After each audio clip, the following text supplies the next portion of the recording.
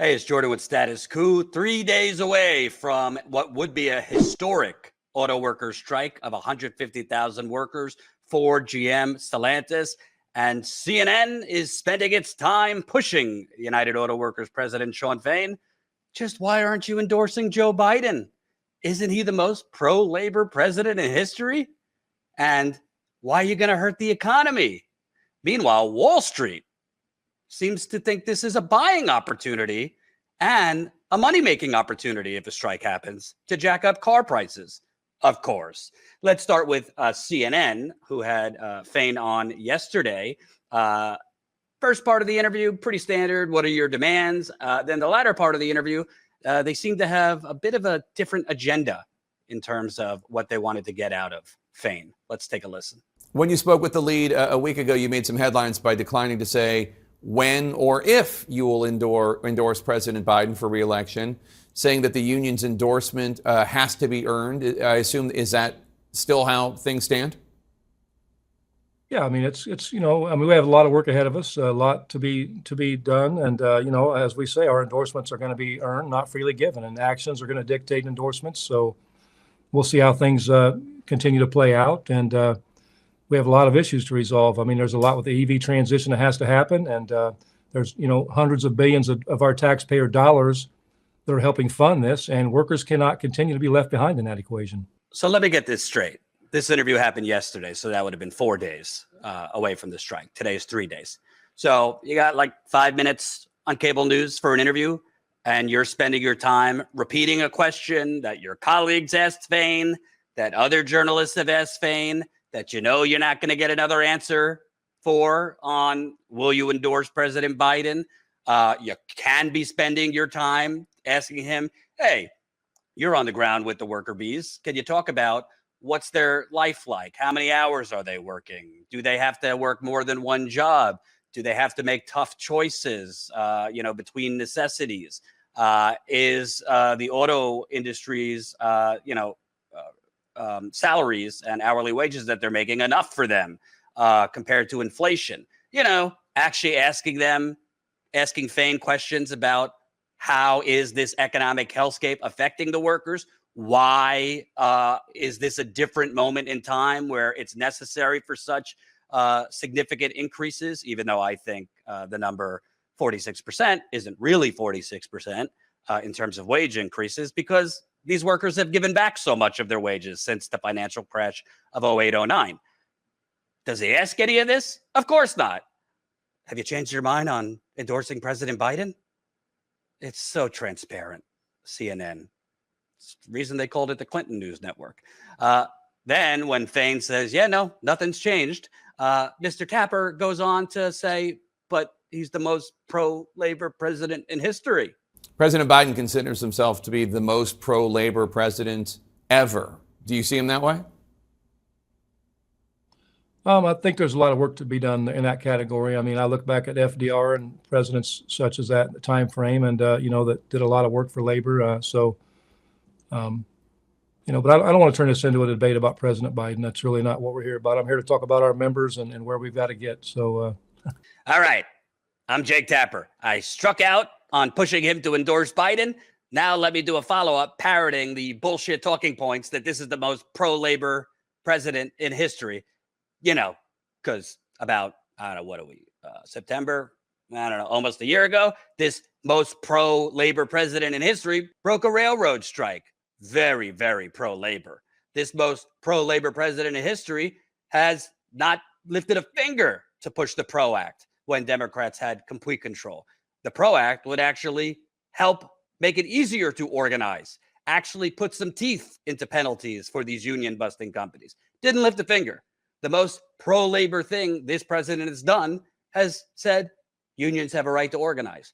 In fairness, he has hired definitely more pro-labor people to staff the National Labor Relations Board. And the National Labor Relations Board has been working more on the side of the unions trying to organize, the unions that have been filing unfair labor practices charges. So Biden does get points for that. But that is not, game changing in terms of quickly turning around this sinking ship that is unions over the last 40 years. So you could give him a couple points for the National Labor Relations Board, but you can't ignore breaking a railroad strike to help you politically before the midterms. You can't ignore his record before. Big booster for NAFTA. He was trying to convince Hillary Clinton when she was running in 2016 to push the TPP, which would have been the final nail in the coffin of organized labor. That was the Trans-Pacific Partnership, which would have been NAFTA, but much worse. Yet CNN, will you please endorse President Biden? We're asking you for the 10th time. Oh, you say no? Well, he says he's the most pro-labor president in history. Wink, wink. We agree. What do you think? Yeah, I'm not really here to talk about that. So what would be Jake Tapper's next question? I like to call him Jake Tupperware. Maybe a pivot to, can you quickly tell us, how are you workers living? Again, are they working more than one job? Are they having to make tough economic choices? How is the physical cost on their bodies of, these long hours? Let's see what Mr. Tapper's final. Analysts say a prolonged strike will push up auto prices and dramatically hurt the economy. Are you worried about either of those possibilities? It's amazing to me how analysts, when workers ask for their fair share, it's always the end of the world. And, no one, the last 4 years in general, okay, in the last decade, these companies made $250 billion in profit. In the last 6 months alone, they made $21 billion in profit. In the last 4 years, the price of cars went up 30%. CEO pay went up 40%. No one said a word. No one had any complaints about that. But now, God forbid that workers actually ask for their fair share of equity in the fruits of the labor and the product they produce. And all of a sudden, it's the end of the world. So, if the talking heads, the pundits, the companies want to say that, if we strike, it can wreck the economy. It's not that we're going to wreck the economy. We're going to wreck their economy, the economy that only works for the billionaire class. It doesn't work for the working class. Hear that, analysts? All right, UAW President Shawn Fain. Hey, Jake, he's talking about you too. The pundits, the corporate media. Wreck their economy. Ooh, put that on a poster and go out and pick it. I'll tell you, this Fain, not trying to be a fanboy, but he's singing the right tunes. He's saying the right things. And he is, to me, since I started paying attention to politics about 2004, almost 20 years ago, definitely the strongest, most aggressive, well-spoken labor leader I've seen since I've been paying attention. Most of the other labor leaders basically were in bed with the companies in the Democratic Party or involved with bribery and embezzlement, including at the UAW. But it just shows you, during the strike, you will get some coverage by corporate media, but it's mostly going to be on the economic effects, how these greedy workers are harming the economy. It's not going to be from the lens and actually telling the story of these workers. That's why it is so important, if you can, to support us, StatusCoup.com/join. I plan on being on the ground at the beginning of this strike as early as Friday in Detroit. But it costs money for myself and a cameraman to be on the ground, flights, hotels, rent-a-car, food. Please support us, StatusCoup.com/join, $5 to $10 a month, unless you're expecting CNN to do a good job covering this strike, honestly. But it doesn't stop there. Wall Street is paying attention, obviously, to this potential strike, which, of course, it unless something dramatically changes, very, very, very much looks like it's going to happen. And they see potentially a buying opportunity off of this strike because, of course, we live in the United Corporations of America. Can't make this up. Let me read this to you from CNBC. Wall Street sees potential UAW strikes as manageable with upsides. Many on Wall Street see potential strikes by the UAW against the Detroit automakers as largely manageable, even investment opportunities. Some believe potential strikes already factored into the stocks, while others estimate the Detroit automakers can handle such work stoppages and expect labor cost increases. Let's read you this. Quote, our theoretical math suggests that labor cost increases should largely be manageable for the D3. Further, a work stoppage should keep inventories low and support prices staying elevated, which should be a near-term offset for the higher wages. Translated, hey, if these workers are going to go on strike, we're going to have less inventory and we could jack up the cost of these cars and offset any wage increases that we have to make. Who gets hurt by the jacking up of car prices? Everybody. The workers who have an hour commute for their jobs, the parents that, have to take their kids, all over the place, pick up their kids from daycare, truck drivers who are driving all over the place. But Wall Street doesn't care. They're not interested in a strike for the working class. They're interested in a strike on how it could help them. So they are fully expecting the big three to jack up prices even more, which doesn't really work when the Biden administration is trying to make it easier for people to buy electrical vehicles. Using Ford, which has the most UAW employees at 57,000 as an example, RBC estimated margin impacts for 10% and 20% raises for union workers would be 0.39% and 0.79% respectively. That doesn't factor in potential bonuses and other possible charges. What, quote, matters most is the duration of a potential strike, Jefferies analyst Philip Huchus said. In Investor Note Monday, he estimates each week of a strike could account for 4 to 5% of adjusted earnings at Ford, 3 to 4% at GM, and 1.5 to 2% at Stellantis.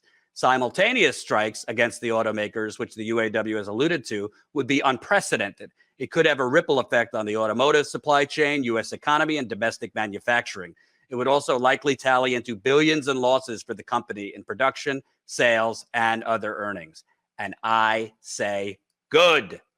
Let them have to suffer a little bit instead of the workers. And to be clear, a strike will hurt the workers. Of course, the first week or two is always the most energy, rah, camaraderie, but then the pain sinks in. There is a strike fund, so workers would get some of their wages, but not all their full hourly and weekly wages. They would get some of their health care, but not all of it. And then, you have stress, your spouse pushing the worker or the striking worker. Hey, we're close to not meeting the bills this month. The striking worker having to go to the picket line and then pick up odd jobs to make extra money after. It is stress. And that's why it is so, so important for everyone to be involved in this strike. If you're nearby, show up at the picket lines, even if you're not a worker, and support them. I'm sure they will have ways, non-UAW workers could support financially, even food donations, childcare, et cetera. I saw that when I covered the John Deere strikes in 2021 in Illinois and Iowa. It's so important for outside people to get involved. That's actually what Bernie Sanders wrote about at The Guardian this morning. Headline, the United Auto Workers may soon strike. Every American should support them. And Bernie noted in the first half of 2023, the big three automakers made a combined $21 billion in profits, up 80% from the same time last year. Let me repeat, first half of this year, $21 billion. Over the past decade, these companies have made $250 billion in profits. And they want to talk about having to stay competitive and not being able to pay workers to stay competitive. This is what you call a grand larceny, the biggest heist and bank robbery of our time, which is the United Corporations of America stealing your labor, stealing your wages, and stealing your future. I cannot wait to cover this. I could be wrong. Maybe there's a last minute deal. I don't anticipate that. But we will keep you updated. Again, today's 3 days. We'll keep you updated every day as there's new developments.